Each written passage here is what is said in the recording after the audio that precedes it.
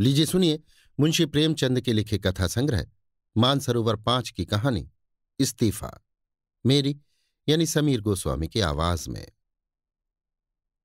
दफ्तर का बाबू एक बेजबान जीव है। मजदूर को आंखें दिखाओ तो वो त्योरियां बदलकर खड़ा हो जाएगा। कुली को एक डांट बताओ तो सिर से बोझ फेंक कर अपनी राह लेगा। किसी भिखारी को दुत्कारो तो वो तुम्हारी ओर गुस्से की निगाह से देखकर चला जाएगा। यहां तक कि गधा भी कभी कभी तकलीफ पाकर दो लत्तियां झाड़ने लगता है। मगर बेचारी दफ्तर के बाबू को आप चाहे आंखें दिखाएं, डांट बताएं, दुत्कारें या ठोकरें मारें, उसके माथे पर बल न आएगा। उसे अपने विचारों पर जो आधिपत्य होता है वो शायद किसी संयमी साधु में भी न हो। संतोष का पुतला, सब्र की मूर्ति, सच्चा आज्ञाकारी, गरज उसमें तमाम मानवीय अच्छाइयां मौजूद होती हैं। खंडहर के भी एक दिन भाग्य जगते हैं। दिवाली के दिन उस पर भी रोशनी होती है। बरसात में उस पर हरियाली छाती है। प्रकृति की दिलचस्पियों में उसका भी हिस्सा है। मगर इस गरीब बाबू के नसीब कभी नहीं जागते। इसकी अंधेरी तकदीर में रोशनी का जलवा कभी दिखाई नहीं देता। इसके पीले चेहरे पर कभी मुस्कुराहट की रोशनी नजर नहीं आती। इसके लिए सूखा सावन है, कभी हरा भादौ नहीं। लाला फतेहचंद ऐसे ही एक बेजबान जीव थे। कहते हैं मनुष्य पर उसके नाम का भी कुछ असर पड़ता है। फतेहचंद की दशा में ये बात यथार्थ सिद्ध न हो सकी। यदि उन्हें हारचंद कहा जाए तो कदाचित ये अतियुक्ति न होगी। दफ्तर में हार, जिंदगी में हार, मित्रों में हार, जीवन में उनके लिए चारों ओर हार और निराशाएं ही थीं। लड़का एक भी नहीं, लड़कियां 3, भाई एक भी नहीं, भौजाइयां 2। गांठ में कौड़ी नहीं, मगर दिल में दया और मुरव्वत। सच्चा मित्र एक भी नहीं, जिससे मित्रता हुई उसने धोखा दिया। इस पर तंदुरुस्ती अच्छी नहीं। 32 साल की अवस्था में बाल खिचड़ी हो गए। आंखों में ज्योति नहीं, हाजमा चौपट, चेहरा पीला, गाल पिचके, कमर झुकी हुई, न दिल में हिम्मत न कलेजे में ताकत। 9 बजे दफ्तर जाते और 6 बजे शाम को लौटकर घर आते। फिर घर से बाहर निकलने की हिम्मत न पड़ती। दुनिया में क्या होता है इसकी उन्हें बिल्कुल खबर न थी। उनकी दुनिया लोक परलोक, जो कुछ था दफ्तर था। नौकरी की खैर मनाते और जिंदगी के दिन पूरे करते थे। न धर्म से वास्ता था, न दीन से नाता, न कोई मनोरंजन था, न खेल। ताश खेले हुए भी शायद एक मुद्दत गुजर गई थी। जाड़ों के दिन थे, आकाश पर कुछ कुछ बादल थे। फतेहचंद 5:30 बजे दफ्तर से लौटे तो चिराग जल गए थे। दफ्तर से आकर वो किसी से कुछ न बोलते, चुपके से चारपाई पर लेट जाते और 15-20 मिनट तक बिना हिले डुले पड़े रहते। तब कहीं जाकर उनके मुंह से आवाज निकलती। आज भी प्रतिदिन की तरह वे चुपचाप पड़े थे कि एक ही मिनट में बाहर से किसी ने पुकारा। छोटी लड़की ने जाकर पूछा तो मालूम हुआ कि दफ्तर का चपरासी है। शारदा पति के मुंह हाथ धोने के लिए लोटा गिलास मांज रही थी। बोली, उससे कह दे क्या काम है, अभी तो दफ्तर से आई ही है और अभी फिर बुलावा आ गया। चपरासी ने कहा, साहब ने कहा है अभी बुला लाओ, कोई बड़ा जरूरी काम है। फतेहचंद की खामोशी टूट गई। उन्होंने सिर उठाकर पूछा, क्या बात है? शारदा, कोई नहीं, दफ्तर का चपरासी है। फतेहचंद ने सहम कर कहा, दफ्तर का चपरासी? क्या साहब ने बुलाया है? शारदा, हाँ, कहता है साहब बुला रहे हैं। ये कैसा साहब है तुम्हारा, जब देखो बुलाया करता है? सवेरे के गए गए अभी मकान को लौटे हो, फिर भी बुलावा आ गया। फतेहचंद ने संभल कर कहा, जरा सुन लो किस लिए बुलाया है। मैंने तो सब काम खत्म कर दिया था, अभी आता हूं। शारदा, जरा जलपान तो करते जाओ। चपरासी से बातें करने लगोगे तो तुम्हें अंदर आने की याद भी न रहेगी। ये कहकर वो एक प्याली में थोड़ी सी दाल, मोट और सेव लाई। फतेहचंद उठकर खड़े हो गए, किंतु खाने की चीजें देखकर चारपाई पर बैठ गए और प्याली की ओर चाव से देखकर डरते हुए बोले, लड़कियों को दे दिया है ना? शारदा ने आंखें चढ़ाकर कहा, हाँ हाँ दे दिया है, तुम तो खाओ। इतने में छोटी लड़की आकर सामने खड़ी हो गई। शारदा ने उसकी ओर क्रोध से देखकर कहा, तू क्या आकर सिर पर सवार हो गई, जा बाहर खेल। फतेहचंद, रहने दो, क्यों डांटती हो? यहां आओ चुन्नी, ये लो दाल मोट, ले जाओ। चुन्नी मां की ओर देखकर डरती हुई बाहर भाग गई। फतेहचंद ने कहा, क्यों बेचारी को भगा दिया, 2-4 दाने दे देता तो खुश हो जाती। शारदा, इसमें है ही कितना कि सबको बांटते फिरोगे। इसे देते तो बाकी दोनों ना आ जाती। किस किस को देते। इतने में चपरासी ने फिर पुकारा, बाबूजी हमें बड़ी देर हो रही है। शारदा, कह क्यों नहीं देते कि इस वक्त ना आएंगे। फतेहचंद, ऐसा कैसे कह दूं भाई, रोजी का मामला है। शारदा, तो क्या प्राण देकर काम करोगे। सूरत नहीं देखते अपनी, मालूम होता है 6 महीने के बीमार हो। फतेहचंद ने जल्दी जल्दी दाल मोट की 2-3 फंकियां लगाईं, एक गिलास पानी पिया और बाहर की तरफ दौड़े। शारदा पान बनाती ही रह गई। चपरासी ने कहा, बाबूजी आपने बड़ी देर कर दी, अब जरा लपके चलिए, नहीं तो जाते ही डांट बताएगा। फतेहचंद ने 2 कदम दौड़कर कहा, चलेंगे तो भाई आदमी ही की तरह, चाहे डांट बताए या दांत दिखाए, हमसे दौड़ा तो नहीं जाता, बंगले ही पर है ना। चपरासी, भला वो दफ्तर क्यों आने लगा, बादशाह है कि दिल लगी। चपरासी तेज चलने का आदी था। बेचारे बाबू फतेहचंद धीरे धीरे जाते थे। थोड़ी ही दूर चलकर हाँफ उठे, मगर मर्द तो थे ही, ये कैसे कहते कि भाई जरा और धीरे चलो। हिम्मत करके कदम उठाते जाते थे, यहां तक कि जांघों में दर्द होने लगा और आधा रास्ता खत्म होते होते पैरों ने उठने से इनकार कर दिया। सारा शरीर पसीने में तर हो गया, सिर में चक्कर आ गया, आंखों के सामने तितलियां उड़ने लगीं। चपरासी ने ललकारा, जरा कदम बढ़ाए चलो बाबू।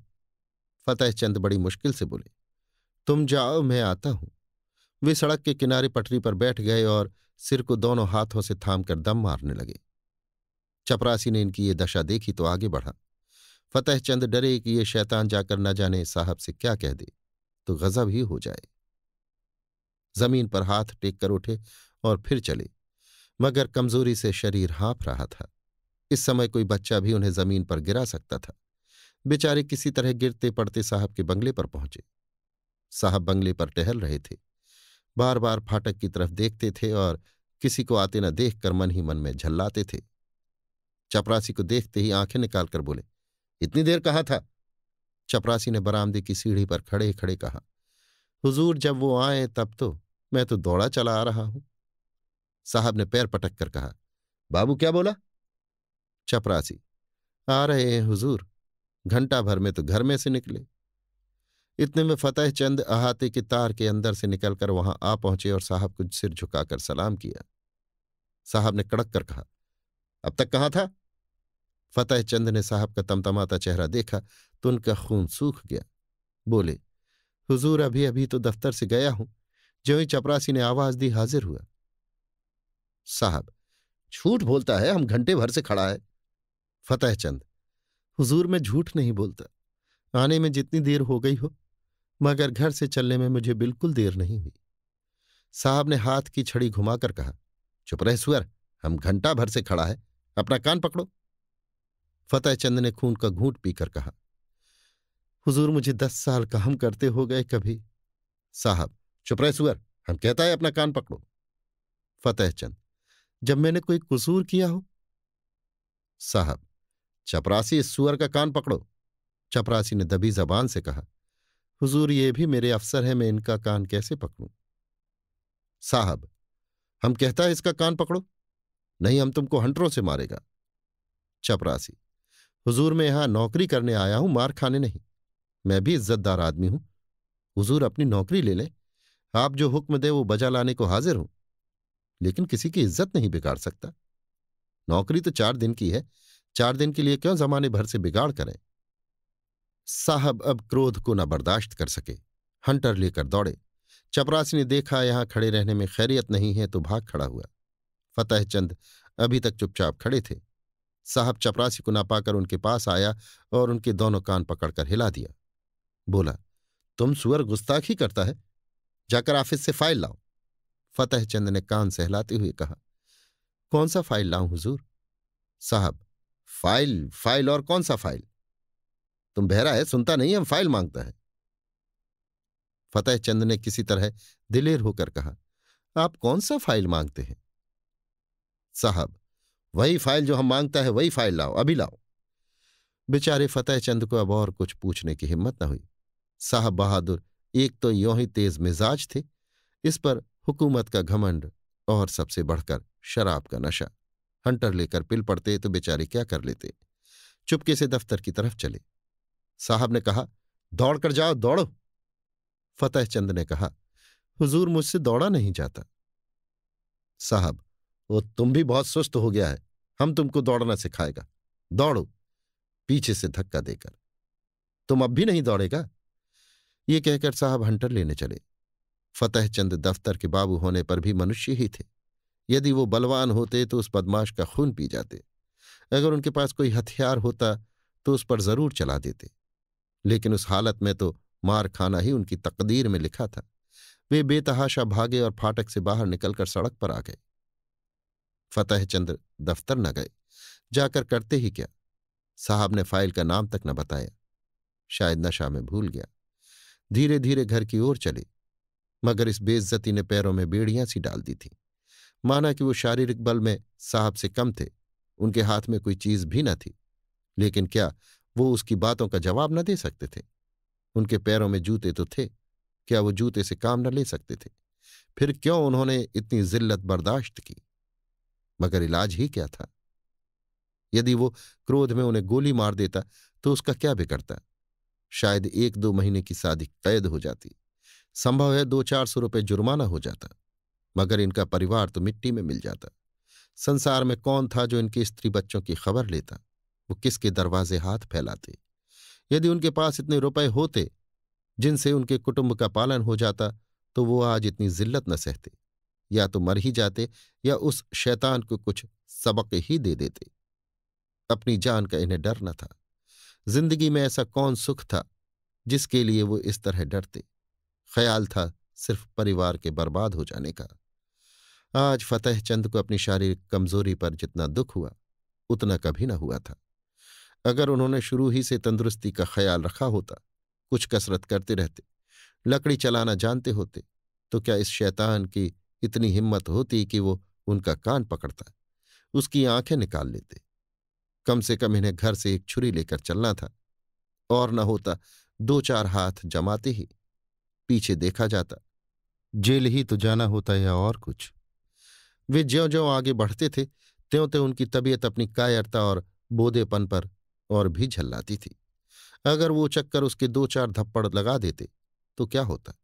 यही ना कि साहब के खानसामे बहरे सब उन पर पिल पड़ते और मारते मारते बेदम कर देते। बाल बच्चों के सिर पर जो कुछ पड़ती पड़ती। साहब को इतना तो मालूम हो जाता कि किसी गरीब को बेगुनाह जलील करना आसान नहीं। आखिर आज मैं मर जाऊं तो क्या, तब कौन मेरे बच्चों का पालन करेगा? तब उनके सिर जो कुछ पड़ेगी वो आज ही पड़ जाती तो क्या हर्ज था? इस अंतिम विचार ने फतेहचंद के हृदय में इतना जोश भर दिया कि वो लौट पड़े और साहब से जिल्लत का बदला लेने के लिए 2-4 कदम चले। मगर फिर ख्याल आया, आखिर जो कुछ जिल्लत होनी थी वो तो हो ही ली। कौन जाने बंगला पर हो या क्लब चला गया हो। उसी समय उन्हें शारदा की बेकसी और बच्चों का बिना बाप के हो जाने का ख्याल भी आ गया। फिर लौटे और घर चले। घर में जाते ही शारदा ने पूछा, किस लिए बुलाया था? बड़ी देर हो गई। फतेहचंद ने चारपाई पर लेटते हुए कहा, नशे की सनक थी और क्या। शैतान ने मुझे गालियां दी, जलील किया, बस यही रट लगाए हुए था कि देर क्यों की। निर्दयी ने चपरासी से मेरा कान पकड़ने को कहा। शारदा ने गुस्से में आकर कहा, तुमने एक जूता उतार कर नहीं दिया सुअर को? फतेहचंद, चपरासी बहुत शरीफ है, उसने साफ कह दिया, हुजूर मुझसे ये काम न होगा।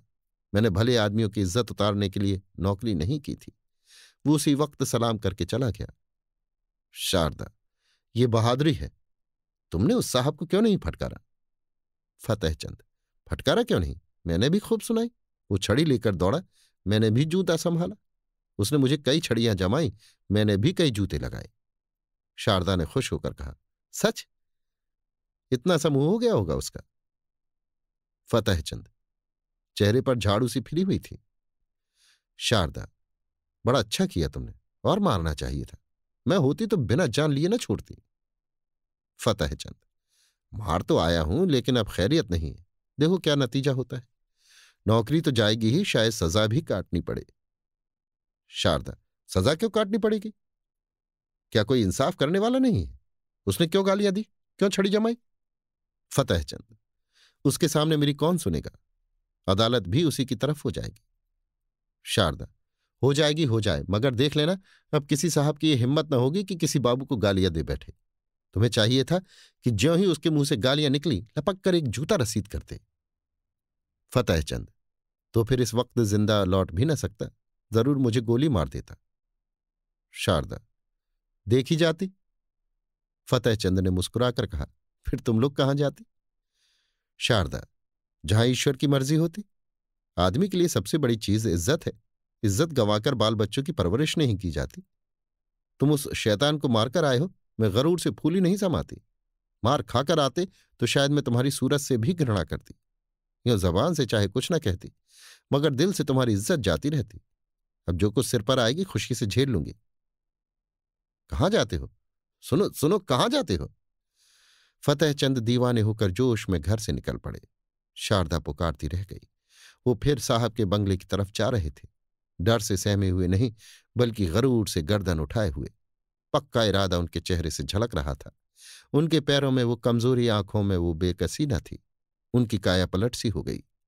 वो कमजोर बदन, पीला मुखड़ा, दुबले बदन वाला दफ्तर के बाबू की जगह अब मर्दाना चेहरा, हिम्मत से भरा हुआ, मजबूत गठा हुआ जवान था। उन्होंने पहले एक दोस्त के घर जाकर उसका डंडा लिया और अकड़ते हुए साहब के बंगले पर जा पहुंचे। इस वक्त 9 बजे थे। साहब खाने की मेज पर थे, मगर फतेहचंद ने आज उनके मेज पर से उठ जाने का इंतजार न किया। खानसामा कमरे से बाहर निकला और वो चिक उठाकर अंदर गया। कमरा प्रकाश से जगमगा रहा था। जमीन पर ऐसी कालीन बिछी हुई थी जैसी फतेहचंद की शादी में नहीं बिछी होगी। साहब बहादुर ने उसकी तरफ क्रोधित दृष्टि से देखकर कहा, तुम क्यों आया? बाहर जाओ। क्यों अंदर चला आया? फतेहचंद ने खड़े खड़े डंडा संभाल कर कहा, तुमने मुझसे अभी फाइल मांगा था, वही फाइल लेकर आया हूं। खाना खा लो तो दिखाऊं, तब तक मैं बैठा हूं। इत्मीनान से खाओ, शायद ये तुम्हारा आखिरी खाना होगा, इसी कारण खूब पेट भर खा लो। साहब सन्नाटे में आ गए। फतेहचंद की तरफ डर और क्रोध की दृष्टि से देखकर कांप उठे। फतेहचंद के चेहरे पर पक्का इरादा झलक रहा था। साहब समझ गए, ये मनुष्य इस समय मरने मारने के लिए तैयार होकर आया है। ताकत में फतेहचंद उनके पासंग भी नहीं था, लेकिन ये निश्चय था कि वो ईंट का जवाब पत्थर से नहीं बल्कि लोहे से देने को तैयार है। यदि वो फतेहचंद को बुरा भला कहते हैं तो क्या आश्चर्य है कि वो डंडा लेकर पिल पड़े। हाथापाई करने में यद्यपि उन्हें जीतने में जरा भी संदेह नहीं था, लेकिन बैठे बिठाए डंडे खाना भी तो कोई बुद्धिमानी नहीं है। कुत्ते को आप डंडे से मारिए, ठुकराइए, जो चाहे कीजिए, मगर उसी समय तक जब तक वो गुर्राता नहीं। एक बार गुर्रा कर दौड़ पड़े तो फिर देखें आपकी हिम्मत कहाँ जाती है। यही हाल उस वक्त साहब बहादुर का था। जब तक यकीन था कि फतेहचंद घुड़की, गाली, हंटर, ठोकर सब कुछ खामोशी से सह लेगा, तब तक आप शेर थे। अब वो त्योरियां बदले, डंडा संभाले, बिल्ली की तरह घात लगाए खड़ा है। जबान से कोई कड़ा शब्द निकला और उसने डंडा चलाया। वो अधिक से अधिक उसे बर्खास्त कर सकते हैं। अगर मारते हैं तो मार खाने का भी डर, उस पर फौजदारी में मुकदमा दायर हो जाने का अंदेशा। माना कि वो अपने प्रभाव और ताकत से अंत में फतेहचंद को जेल में डलवा देंगे, परंतु परेशानी और बदनामी से किसी तरह न बच सकते थे। एक बुद्धिमान और दूरंदेश आदमी की तरह उन्होंने ये कहा, ओहो, हम समझ गया, आप हमसे नाराज हैं। हमने क्या आपको कुछ कहा है? आप क्यों हमसे नाराज हैं? फतेहचंद ने तनकर कहा, तुमने अभी आध घंटे पहले मेरे कान पकड़े थे और मुझे सैकड़ों उल जुलूल बातें कही थी। क्या इतनी जल्दी भूल गए? साहब, मैंने आपका कान पकड़ा? आहा, मैंने आपका कान पकड़ा? क्या मजाक है? क्या मैं पागल हूं या दीवाना? फतेहचंद, तो क्या मैं झूठ बोल रहा हूं? चपरासी गवाह है, आपके नौकर चाकर भी देख रहे थे। साहब, कब का बात है? फतेहचंद, अभी कोई आध घंटा हुआ है। आपने मुझे बुलवाया था और बिना कारण मेरे कान पकड़े और धक्के दिए थे। साहब, ओ बाबूजी, उस वक्त हम नशा में था। भैरा ने हमको बहुत दे दिया था। हमको कुछ खबर नहीं क्या हुआ। माय गॉड, हमको कुछ खबर नहीं। फतेहचंद, नशा में अगर तुमने मुझे गोली मार दी होती तो क्या मैं मर ना जाता? अगर तुम्हें नशा था और नशा में सब कुछ मुआफ है, तो मैं भी नशा में हूं। सुनो मेरा फैसला, या तो अपने कान पकड़ो कि फिर कभी किसी भले आदमी के संग ऐसा बर्ताव न करोगे, या मैं आकर तुम्हारे कान पकड़ूंगा।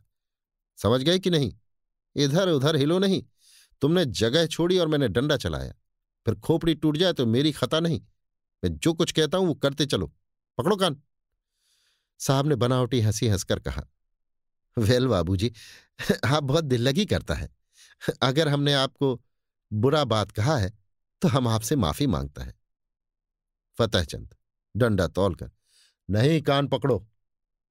साहब आसानी से इतनी जिल्लत न सह सके, लपक कर उठे और चाहा कि फतेहचंद के हाथ से लकड़ी छीन ले, लेकिन फतेहचंद गाफिल न था। साहब मेज पर से उठने भी न पाए थे कि उसने डंडे का भरपूर और तुला हुआ हाथ चलाया। साहब तो नंगे सिर थे ही, चोट सिर पर पड़ गई, खोपड़ी भन्ना गई। 1 मिनट तक सिर को पकड़े रहने के बाद बोले, हम तुमको बर्खास्त कर देगा। फतेहचंद, इसकी मुझे परवाह नहीं, मगर आज मैं तुमसे बिना कान पकड़ाए नहीं जाऊंगा। कान पकड़कर वादा करो कि फिर किसी भले आदमी के साथ ऐसी बेअदबी न करोगे, नहीं तो मेरा दूसरा हाथ पड़ा ही चाहता है। ये कहकर फतेहचंद ने फिर डंडा उठाया। साहब को अभी तक पहली चोट न भूली थी। अगर कहीं ये दूसरा हाथ पड़ गया तो शायद खोपड़ी खुल जाए। कान पर हाथ रखकर बोले, अब आप खुश हुआ? फिर तो कभी किसी को गाली न दोगे? कभी नहीं। अगर फिर कभी ऐसा किया तो समझ लेना मैं कहीं बहुत दूर नहीं हूं। अब किसी को गाली न देगा। अच्छी बात है। अब मैं जाता हूं, आज से मेरा इस्तीफा है। मैं कल इस्तीफा में ये लिखकर भेजूंगा कि तुमने मुझे गालियां दी, इसलिए मैं नौकरी नहीं करना चाहता, समझ गए? साहब, आप इस्तीफा क्यों देता है? हम तो बर्खास्त नहीं करता। फतेहचंद, अब तुम जैसे पाजी आदमी की मातहती न करूंगा। ये कहते हुए फतेहचंद कमरे से बाहर निकले और बड़े इत्मीनान से घर चले। आज उन्हें सच्ची विजय की प्रसन्नता का अनुभव हुआ। उन्हें ऐसी खुशी कभी नहीं प्राप्त हुई थी। यही उनके जीवन की पहली जीत थी। अभी आप सुन रहे थे मुंशी प्रेमचंद के लिखे कथा संग्रह मानसरोवर 5 की कहानी इस्तीफा, मेरी यानी समीर गोस्वामी की आवाज में।